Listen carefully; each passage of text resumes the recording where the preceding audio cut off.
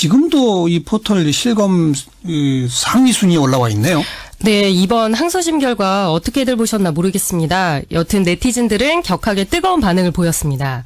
이재용 부회장에게 집행유예를 선고한 정형식 서울고등법원 부장판사가 주요 포털에서 실시간 검색 상위권에 올랐습니다. 지금도 그래요. 네티즌들의 반응은 주로 어때요? 네, 너무 거친 말은 넘기는 걸로 하고요. 유전 무죄, 무전 유죄냐라는 말부터 시작해서 혹시나 했는데 역시나였다면서 집행유예 판결을 강하게 비판하는 목소리가 많았습니다. 그리고 청와대 홈페이지에는 정 판사를 파면하라는 청원 글까지 올라오고 있습니다. 청원 글. 네. 네. 네, 그 선고 직후 지금까지 관련 청원을 검색해봤더니 오후 5시 기준이었는데요. 정 판사의 판결을 비판하는 내용이 10건이 넘었습니다. 그리고 사법 적폐를 도려내야 한다. 그리고 법원을 개혁해야 한다는 주장도 눈에 띄었습니다. 네. 뭐 이미 이렇게 실시간 검색어 올랐으니까 정경식 판사 어떤 사람입니까? 네, 정 판사는 서울대 법대를 나와서 1988년 수원지법 성남지원에 임관했습니다. 이후 서울지법 판사와 대법원 재판연구관, 서울행정법원 부장판사 등을 거쳤고요. 그리고 정 판사의 과거 판결들이 화제가 되고 있는데요.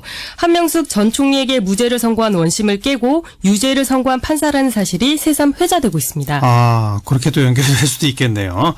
이정렬 전 부장판사 연결해서 이 법원의 판단 도대체 어떻게 평가를 해야 되는지 이야기 나눠보겠습니다. 여보세요.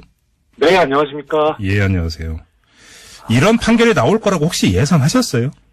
예, 일단, 예상이 됐었던 부분이 두 가지가 있었는데요. 하나는 네. 재판부가 상당히 좀, 권력이나 재벌의 우호적인 재판부였었고요. 그리고요. 그 다음 또 하나는 1심에서 유죄로 인정된 부분이 전부 유지가 된다고 하더라도 1심에서는 이제 횡령 부분에 대해서 피해 회복이 안 됐었는데 아마 항소심에서는 네. 피해 회복을 하지 않겠느냐, 양형의 전략상. 그 변제 다 했잖아요. 그래서 예, 그래서 이제 그러니까 이제 형이 감형될 요소가 있었거든요. 예, 그런데다가 지금 보니까 이제 뇌물수수 부분에서도 주요한 부분이 또 무죄가 됐고 하니까 그러니까요. 그래서 가만히 되지 않았을까 그런 생각을 들고 있습니다. 지금 이게 이제 그 조목조목 따지자면은 시간이 너무 오래 걸 테니까 가장 이해가 안 되는 부분 하나만 좀 여쭤볼게요. 조금 전에 박헌영 과정하고 이 이야기 나눴는데, 네네. 장유라에 대한 삼성의 승마 지원 있지 않습니까?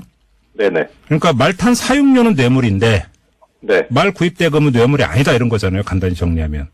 예, 그쵸. 소유권이 인정되지 않았다는 거죠. 납득이 되세요? 그것이 그 부분에 관해서 여러 가지 이제 증거들을 또 삼성이 약간 조작을 한 부분도 있었는데. 예? 조작이요? 예, 말의 소유권이 넘어갔느냐 아니냐 관련해가지고 독일 쪽하고 그 계약을 해제한다는 그런 부분까지 있었잖아요. 네네. 그 부분이 이제 증거가 조작됐었다고 1심에서 인정이 됐었는데. 네. 삼성에서 만든 증거다. 네. 사실 지금 판결문을 못 봐서 모르겠는데 그 부분을 어떻게 판단했는지가 사실 제일 궁금하거든요. 예. 만약에 그렇다면은 소유권을 인정하지 않았다는 게 사실 좀 납득이 안 되고요. 제일 또 하나는 저는 이제 가장 중요하게 보는 부분이 지금 제3자 뇌물수수 부분에 있어서 부정한 청탁이 있었느냐 없었느냐 부분인데. 그렇죠. 예, 그런데 거기에 그 재판부에서 나오는 얘기가, 뚜렷한 인식이 있어야 된다. 이런 부정한 청탁은 이렇게 포괄적으로 그냥 이렇게, 넓게 인정해서 안 된다. 이렇게 하면서 뚜렷한 인식이 없다라고 봤는데. 네. 기본적인 법리 부분은 이해가 갑니다. 그러니까, 증거에 의해서 명확하게 합리적 의심 없이 인정해야 되는 건 맞는데. 네. 이 업무 자체가 삼성의 이 승계 작업 자체가 상당히 은밀하게 이루어졌었거든요. 네네. 그러니까 그 부분을 그냥 완전히 디테일하게 세부적인 상황까지 과연 알고 있었어야 되느냐, 박근혜 전 대통령이나 이제 최순실 씨가. 네. 그런데 그런 부분에 관한 증거가 부족하다고 하는 거는 오히려 대통령이라는 업무에서 봤을 때는 어떤 큰 그림을 보는 거지 작은 것을 보지 않는 게 일반적이고 상식적인데 그 상식에서 어긋나서 세세하게까지 보지는 못했으니까 그래서 부정한 청탁이 있었다고 보기는 어렵다 이렇게 봤거든요. 네네. 그 부분이 좀 이해가 안 가고요. 또 그 부분에 관해서 재판부가 가정적 판단을 한 게 있습니다. 설령 부정한 청탁이 있었다고 하더라도 과연 박근혜 전 대통령이 알았겠느냐 하면서 특검에서 증거로 제시했던 게 삼성 내부 보고서를 증거로 제시했었거든요. 이것이 박근혜 전 대통령한테 전달이 됐다는 거였는데 네. 그거를 왜 줬겠느냐라고 하는 게 이러한 작업이 삼성 내에서 이루어지고 있습니다라고 하는 그런 거지. 그것을 뭐 단지 뭐 어떤 뭐 정보 제공이나 뭐 호기심 충족 차원에서 준 건 아니잖아요. 그 부분이 좀 이해가 안 갑니다. 조금 전에 박헌영 과장하고 인터뷰 마무리하면서 얘기 꺼낸 건데요. 지금 오늘 아무튼 이 항소심 판결이 네, 좀 이따가 이제 최순실에 대한 이제 그 판결 나오잖아요. 네네 그렇습니다. 어떤 영향을 미칠 거라고 보세요? 지금 이 판결상으로는 박근혜 최순실이 그러니까 적극적으로 먼저 뇌물을 요구했다는 거고 네. 그쪽에다 책임을 떠넘겨 버렸거든요. 네. 그러니까 이 판결대로라면 박근혜 최순실은 상당히 중형이 선고될 수 있는데 아, 오히려. 그렇죠. 그런데 저는 이게 박근혜 최순실 두 피고인이 더 중하다라고 하는 그런 생각을 가졌다기보다는 재판부가 네. 그쪽에 떠넘김으로써 이재용 피고인을 좀 봐주려고 한 게 아닌가 그런 의심이 지워지질 않고. 근데 오히려 또 이 점, 그러니까 그 받은 뇌물의 액수가 줄어든 거잖아요. 오늘 판결로. 이 판결을 그렇습니다. 그대로 적용한다면.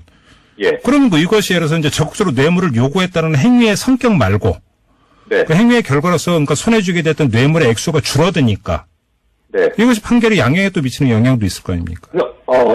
어차피 형량 자체는 지금 양형위원회 양형 기준이라던가 법정형에서는 사실 큰 차이는 없습니다. 결국은 뭐 그래요. 무기징역으로 갈 것이냐 아니면은 뭐 25년 이상 뭐 25년 30년으로 갈 것이냐 그 차이 정도지 이게 중형이 선고되는 데는 큰 영향을 미치지 않을 걸로 저는 예상하고 있습니다. 알겠습니다.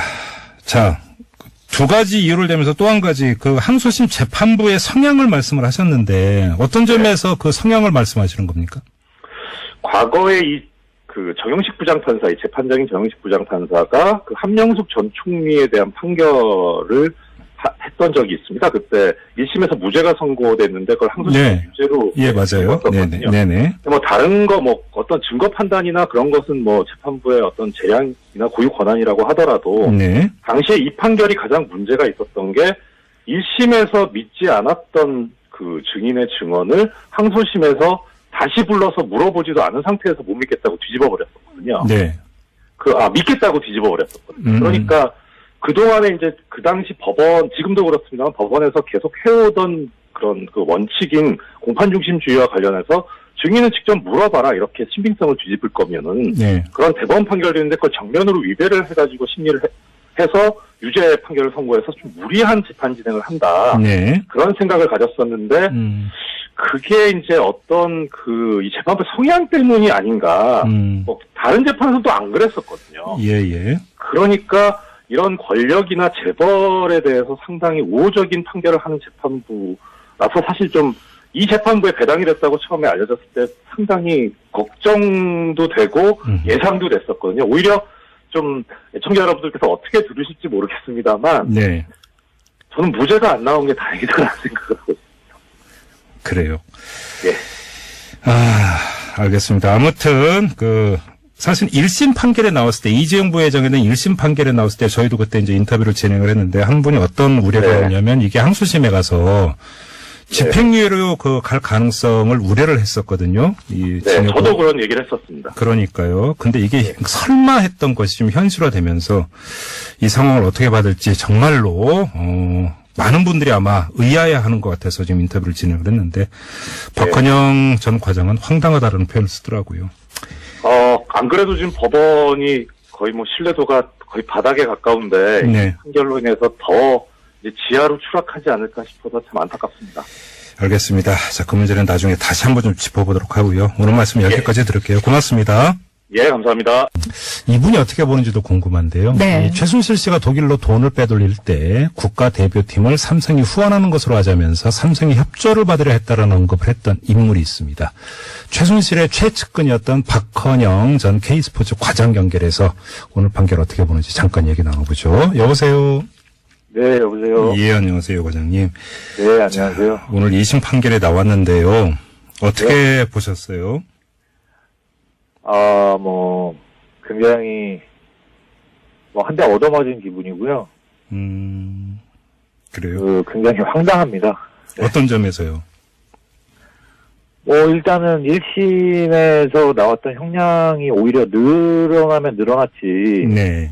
그 줄어들지는 않을 거라고 봤는데 네. 너무 터무니없이 줄었고 음흠. 또 예전에 항상 얘기하던 그 재벌들의 사무법칙 네네네. 뭐 이렇게 그 집행유예로 나가게 되는 그런 형태를 똑같이 또 그 되풀이하게 된 것 같아서 네네. 굉장히 좀 씁쓸하게 봤습니다. 그러니까요. 좀 그 몇 가지 좀 여쭤봐야 될 게, 첫째 지금 뇌물 공여 혐의가 그러니까 거의 유일하다시피 인정이 된 게 삼성이 정유라에 대한 승마 지원을 해줬다. 이 부분 아니겠어요? 네, 그런데 지원의 폭도 이번 항소심 재판부에서는 확 줄여서 판단을 했는데, 네, 그러니까 좀 그 복잡하니까 좀 쉽게 풀면, 네, 그러니까 그 소유권은 삼성에 있었으니까 마피를 그 준 건 아니고 말을 준 건 아니고 네. 그냥 그 비유적으로 하면 임대해서 쓴 비용만 뇌물이다 이렇게 본 거잖아요. 네네. 이 점은 어떻게 보세요, 과장님은?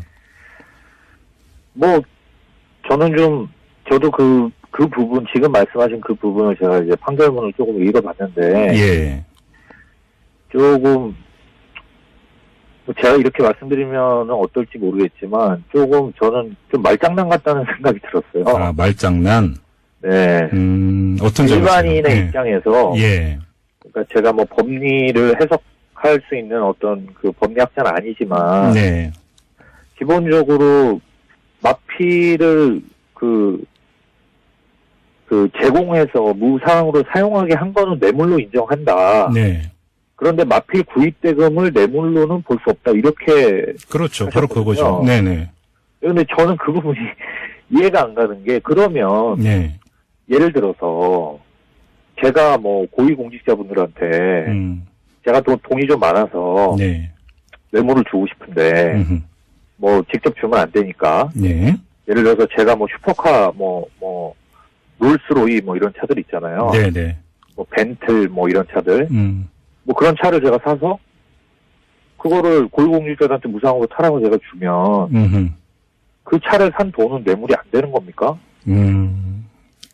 저는 그게 좀 이해가 안 되거든요. 그러니까요. 이게. 네, 상식적으로 좀 이해를 할 수 없는 좀 판결인 것 같고요. 네. 좀 너무 법상 그 국민들의 어떤 법 상식에 너무 어긋나는 판결이 나온 거 아닌가. 그러게요. 그리고 오늘 항소심 재판부에서 장시호 씨가 주도한 것으로 알려진 한국동계스포츠경제센터 네. 여기에 지원한 돈도 뇌물이 아니라고 그렇게 판단했는데 이 점은 어떻게 보세요? 네. 그것도 참 좀 황당하죠. 네. 그 장시호 씨는 지금 실형을 살고 있잖아요. 네. 예, 법정 구속이 바로 됐잖아요. 지난번에. 뭐 장시호 씨한테 물론 적용한 그 혐의는 네.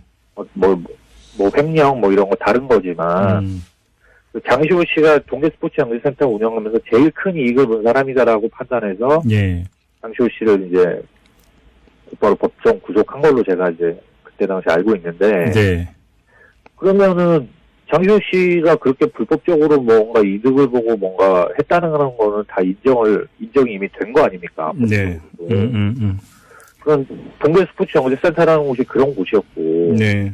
그 최순실 씨가 그 본인의 힘을 이용해서 그렇게 만들었던 어떤 단체고 그런 것이 이미 법정에서도 다 인정이 된 부분인데 그거를 다른 재판부에서는 또 이렇게 판단을 한다는 것이 좀 말이 안 되는 것 같아요.